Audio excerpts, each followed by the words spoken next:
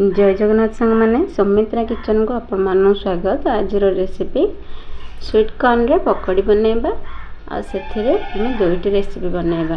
गोटे पकौड़ी गोटे अल्प तेल रे हम किपरि बनै खाइ परिया। पकौड़ी भी बनै खाइ परिया तापर एमती भी बनै हबो। चलंतु किपरि बना होछि देखिबा। कॉर्न पकौड़ी प्रथमे मु नेछि स्वीट कॉर्न दुईटी। स्वीट कॉर्न को ता चारि साइड छुरी साहाଯ୍ୟରେ काटी सब बाहर करनबा। कॉर्न को स्वीट कॉर्न को सब बाहर करनबा। सेथिरे बे गोटे बाउल रे स्वीट कॉर्न को ऐड करबा।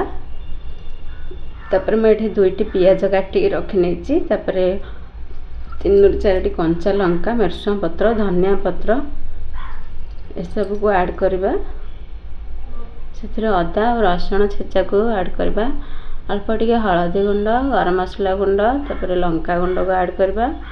स्वाद अनुसार लूण तापर 4 ରୁ 4-5 चम्मच बेसन ऐड करबा। सेथिरे बे राइस पाउडर 1 स्पून ऐड करबा। हमरो बा कुड़कुड़िया रहबा पई मसमस लागबा पई 1 स्पून चावल गुंड ऐड करचे। सब को भला के हाथ रे मिसै नबा। सेथिरे एबे ऐड करबा अल्प टिके पानी दे भल गिरी गोळै नेबा।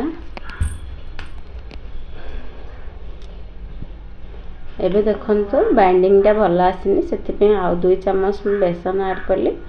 बेसन दे भल गिरी मिसै देबा। देखंतु पूरा परफेक्ट बाइंडिंग आसला। एबे तेल गरम होबा पई बसै नेछि फ्राई करबा कॉर्न पकौड़ी। कॉर्न पकौड़ी फ्राई होला भितरे पड़ा में आर पटडा उल्टे नेबा। ये भल करी फ्राई होला भितरे पड़ा में टावा बसै नेबा।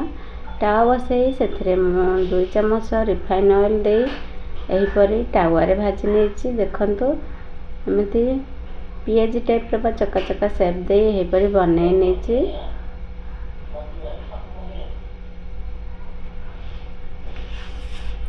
तेपरे आर पटडा भी हमें उल्टे नेबा।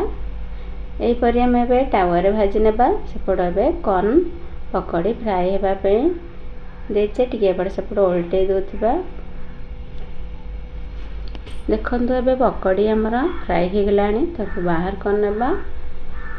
एबे देखंतु पकौड़ी हेला भितरे हमरा टावा रे भाजा भी 2 चम्मच तेल रे देखंतु अति सहज रे टावा रे भी भाजी हे जाईची। कॉर्न कौन रेसिपीटा कहबा कौन टावा भजा ना पिठो भजा आपण मान जहाँ भी कहि पारे। टमाटर केचप सह पर सर्व करंतु बढ़िया टेस्ट लागुची। आपण मानु ए वीडियोटा किपर लागिला कमेंट रे जणाइबे। नुआ थिले मो चैनल को सब्सक्राइब करबे। फेसबुक पेज रे देखुतले फॉलो करबे। इंस्टा रे देखुतले भी फॉलो करबे। आज पे रहउची देखंतु केते रोस्ट हिची कुड़कुड़िया मुसमुसिया भी लागुची। और यही रेसिपी दुईटी निश्चित ट्राई करेंगे। आज पे रहउची धन्यवाद। जय जगन्नाथ।